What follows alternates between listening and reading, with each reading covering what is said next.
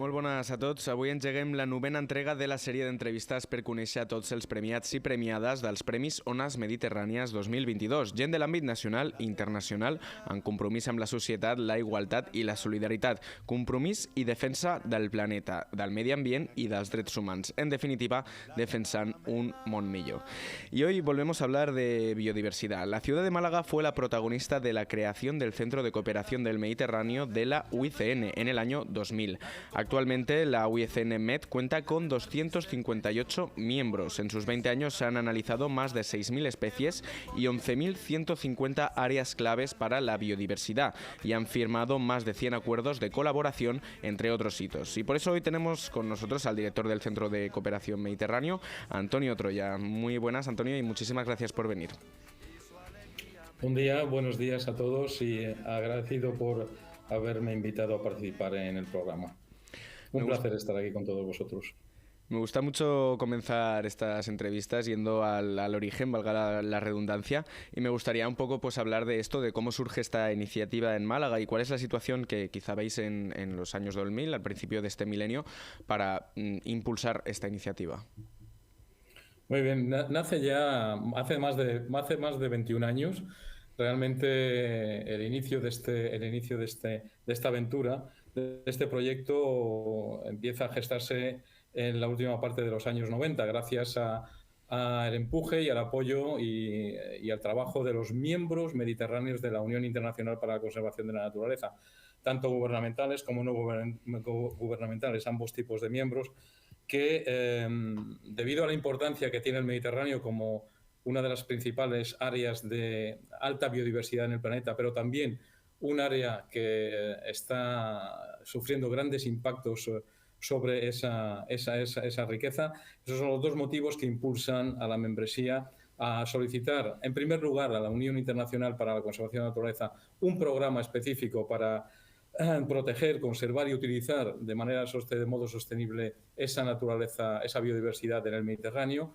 Y en segundo lugar también solicitan a la Dirección General, a la Secretaría de la Unión Internacional para la Conservación de la Naturaleza, el crear un centro que albergue ese programa y que permita llevarlo a cabo en los años siguientes, ¿no? Esta se inicia en el año 1995 con el Gran Congreso Mundial de la UICN en Montreal y culmina en el año 2000 con el Congreso Mundial de Naturaleza de la UICN que se celebra en Amán, en Jordania, donde ya se acuerda formalmente y se firma ese memorándum de entendimiento con España para que el centro y el programa se ubiquen en Málaga. Brevemente, esa es la singladura, el viaje que se ha llevado a cabo desde 1995 hasta el año 2000, donde nace este centro. Y desde el año 2000 en adelante, pues aquí estamos desarrollando nuestros programas de la UICN en el Mediterráneo y en el norte de África. Recordábamos estas cifras al principio, en estos ya más de 20 años, como has puntualizado, más de 6.000 especies y 11.150 áreas claves para la diversidad. Viendo un poco el material fotográfico que nos ha hecho llegar vuestro equipo de comunicación, me imagino que esto en un enclave, en una tierra como es Málaga, en la Costa del Sol, debe ser un trabajo muy agradecido, ¿no? Por la faena que veo que hacéis. Sí, realmente es el equipo que actualmente está o que ha trabajado a lo largo de estos 20 años, en torno a unas 20 personas de 8 o 10 nacionalidades ubicadas aquí en el sur de España, en Málaga.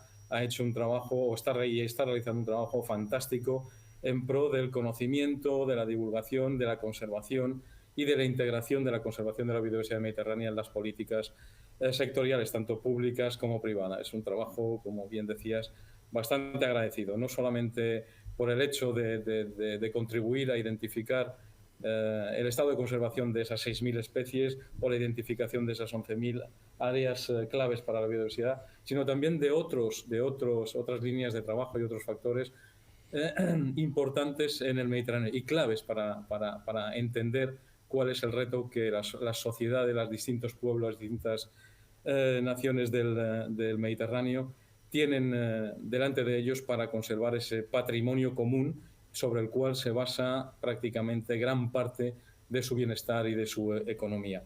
más allá de las referencias, de estas dos referencias sobre especies y áreas claves para la biodiversidad en el Mediterráneo, hemos identificado y estamos trabajando en torno a 5 grandes ejes en este momento, ¿no? 5 grandes ejes que son claves para entender cuáles son los problemas del Mediterráneo y para los cuales, a través de esas 5 líneas estratégicas, aportar soluciones eficaces y eficientes para contribuir al bienestar y al desarrollo sostenible de las sociedades mediterráneas. Esa línea son muy rápidamente: la primera es la de cambio climático y soluciones basadas en la naturaleza. El segundo es el medio marino, obviamente, y la economía azul que existe y que podrá existir en el Mediterráneo. La tercera línea de trabajo es la de resiliencia de los ecosistemas y planificación espacial.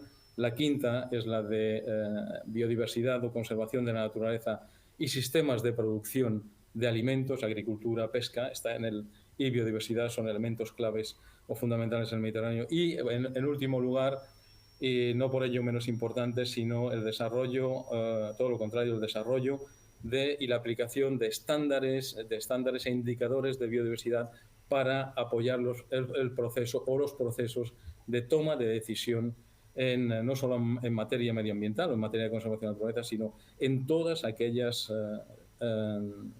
actividades económicas y sociales sectoriales que afectan a la conservación de la naturaleza.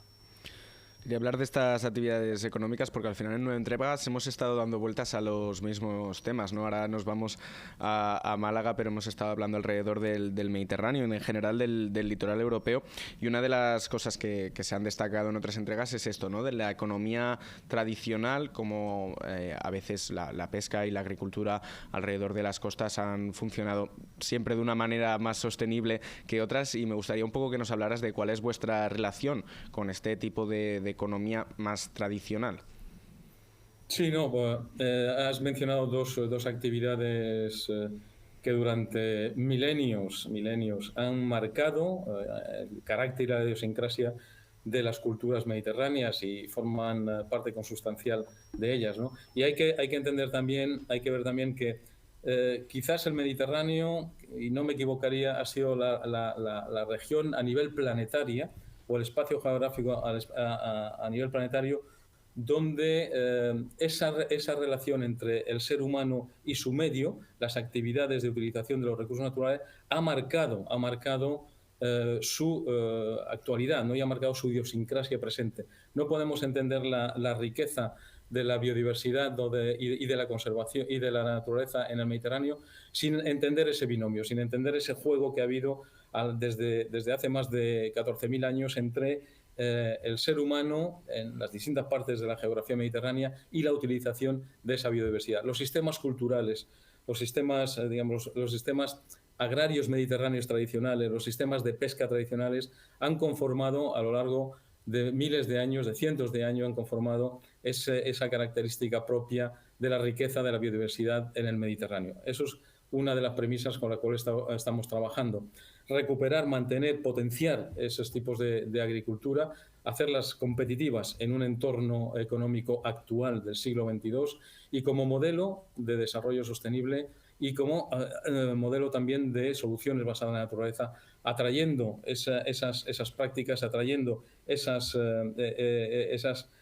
manera de utilizar los recursos al centro del desarrollo económico del Mediterráneo. Esa es una de las grandes líneas en la que estamos trabajando. Pero también hay que tener en cuenta que esas mismas prácticas agrarias o, por ejemplo, pesqueras se han intensificado. De manera muy notable a lo largo en estas últimas décadas.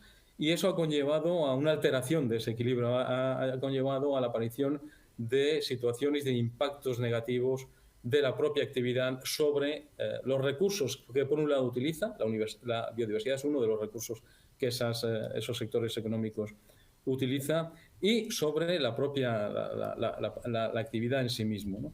Por tanto, esta es otra faceta que tenemos que tener en cuenta, cómo actualmente una agricultura que tiene el deber y que tiene digamos, la responsabilidad de atraer, de producir suficientes alimentos para garantizar la soberanía la seguridad y la seguridad alimentaria de nuestra sociedad. Por otra parte, tiene que integrar en su currículum y en su desarrollo unas prácticas más compatibles y menos impactantes sobre los propios recursos que está utilizando, sobre el suelo, sobre las especies, sobre el agua, por ejemplo. Por tanto, esta es la gran dicotomía que siempre ha habido en el Mediterráneo, ¿no? Por una parte, ese equilibrio que conforma su cultura y su naturaleza, y por otra parte la intensificación de esas propias políticas que están poniendo, si no en peligro, que sí por lo menos mostrando un impacto negativo importante sobre esos mismos recursos naturales que utiliza para su desarrollo.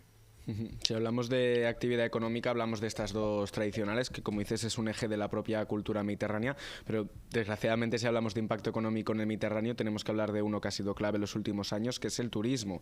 Aquí en la península ibérica entendemos el turismo ya como el día a día, pero yo creo que prácticamente en todo el Mediterráneo existe la misma solución. Aquí vemos ejemplos, y hablo ahora de la Costa Dorada específicamente, de un turismo muy depredador, que como tú dices consume recursos del suelo y otros tipos de recursos de la costa, pero no sé si existe un turismo sostenible y existe alguna opción de hacer de esta actividad económica que no que desaparezca, sino que se conciba de otra manera. Sí, obviamente lo primero que tenemos que entender es que el turismo es una gran parte, un porcentaje muy alto del Producto Interior Bruto de la cuenca mediterránea, ¿no? Y de los países, y sobre todo y en concreto de algunos en particular, como puede ser España, puede ser Túnez, puede ser Grecia, Turquía. Es un elemento fundamental de bienestar para nuestra sociedad, pero hay que entenderlo como eso, como un sector para contribuir al bienestar, ¿no? Y respetuoso con los recursos que utiliza y con el medio en el que se ubica. Y eso es una preocupación que el propio sector turístico con el que estamos interactuando y estamos desarrollando proyectos conjuntamente desea y está preocupado por ellos, ¿no? El modelo turístico de los años, concretamente, no solamente en la península ibérica, sino también en otras partes de la geografía mediterránea, está cambiando y ha de modificarse y ha de adaptarse realmente a las condiciones sociales y medioambientales, diría yo, principalmente, que existen en el Mediterráneo. Y como te comentaba anteriormente, el propio sector es consciente de ello y el propio sector está desarrollando y colaborando para alcanzar soluciones eficientes a los problemas a los que se enfrenta. El modelo turístico intensivo y consumidor de recursos como el suelo, de recursos de sistemas naturales, ecosistemas naturales, como han sido los humedales o las zonas costeras, los sistemas dunares costeros, litorales, o incluso el agua, ¿no? Y ahora mismo la energía también. Pues bueno, ese modelo está ahora mismo evolucionando para buscar unas bases, digamos, más sostenibles, de sostenibilidad que le permita, que le garantice el continuar su actividad de una manera más sostenible y respondiendo a esas responsabilidades que el sector turístico tiene en la región mediterránea. Hay muchísimos casos que podríamos ilustrar o podríamos comentar sobre cómo ahora mismo el diseño de los complejos turísticos, su ubicación, el diseño de los volúmenes propiamente edificables de ellos, la manera de utilizar la energía, la manera de utilizar los otros recursos como el agua o el respeto hacia la protección de la naturaleza, se están integrando en la planificación, pero aún queda un largo camino, todavía bastante amplio hasta conseguir integrar todos esos elementos y conseguir un desarrollo turístico acorde y sostenible en el ámbito mediterráneo. No sé si quizá sientas que lo que falta es un poco de pedagogía. El otro día destacábamos el dato de que España es el país con mayor biodiversidad de toda Europa y quizá durante muchos años nos hemos vendido, es un genérico, ¿no?, como poco más que la playa de Europa. No sé si crees que falta esta pedagogía de explicarlo al exterior y en quién recaería también esta responsabilidad de hacer esto. Sí, no, no, totalmente de acuerdo. Esa es una pedagogía que yo creo que es aplicable a todo el Mediterráneo y sobre todo los países como España, Túnez, Turquía, Grecia, Francia, incluso Italia, por grandes potencias turísticas, yo creo que tienen un papel, pueden jugar un papel y deben jugar un papel pionero en, digamos, en la remodelación del modelo, la remodelación del propio modelo de desarrollo turístico, no solamente para el Mediterráneo, sino también exportarlo a otras partes importantes del planeta, ¿no? Como puede ser Centroamérica o puede ser la parte asiática, donde, por cierto, grandes grupos y grandes empresas españolas están trabajando, ¿no? Y yo creo que sí, que hace falta una pedagogía no solamente hacia el sector en sí mismo y también hacia la sociedad en general, hacia nosotros que somos los consumidores de ese turismo. Tenemos que empezar a consumir un turismo de manera diferente y también pedir unos servicios turísticos o unos modelos turísticos diferentes, acordes con las demandas que tiene la sociedad ahora mismo sobre conservación de la naturaleza o biodiversidad, sobre nuestro patrimonio natural común en el Mediterráneo.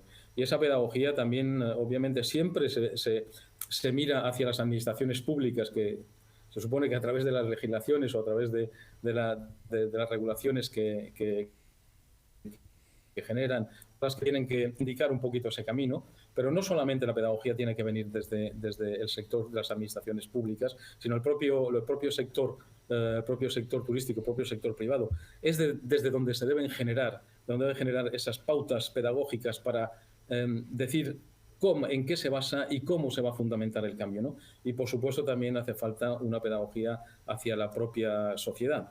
Esos tres elementos, administraciones públicas, sector privado, sociedad, que somos todos los consumidores turísticos, yo creo que se está creando esa pedagogía ya va existiendo, hay que consolidarla, hay que afinarla y hay que perfeccionar el mensaje y los objetivos que queremos transmitir.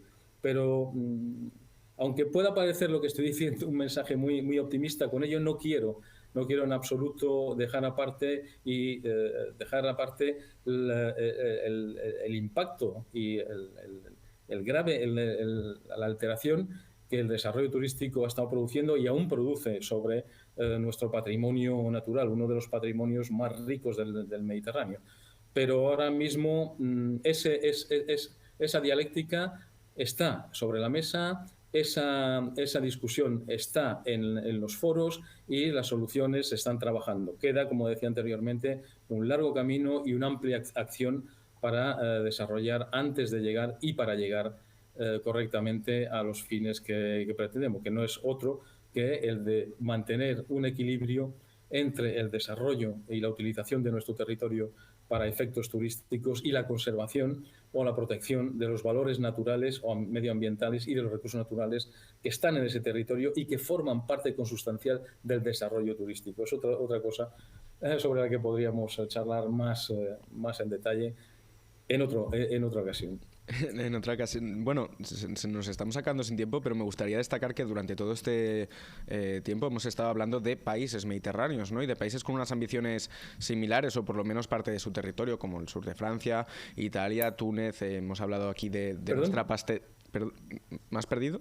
Vale. No, digo que hablamos de países con unas ambiciones, ¿no? Y con unos intereses similares. No sé si consideras que existe esta unión a la hora de presentar esto en organismos europeos, porque muchas veces también estos países mediterráneos tienen un más bajo poder económico o menos representación política, y no sé si falta una unión de explicar todos estos problemas, estas ambiciones que tenemos en común los países mediterráneos a otros organismos europeos, principalmente los del norte.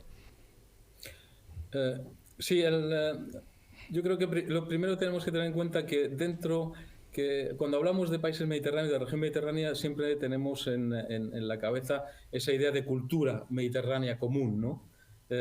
Pero cuando enfocamos y miramos hacia cada una de las partes del Mediterráneo, veremos que hay una gran heterogeneidad en cuanto a sistemas políticos, culturas, niveles económicos y sociedades. Es muy diferente.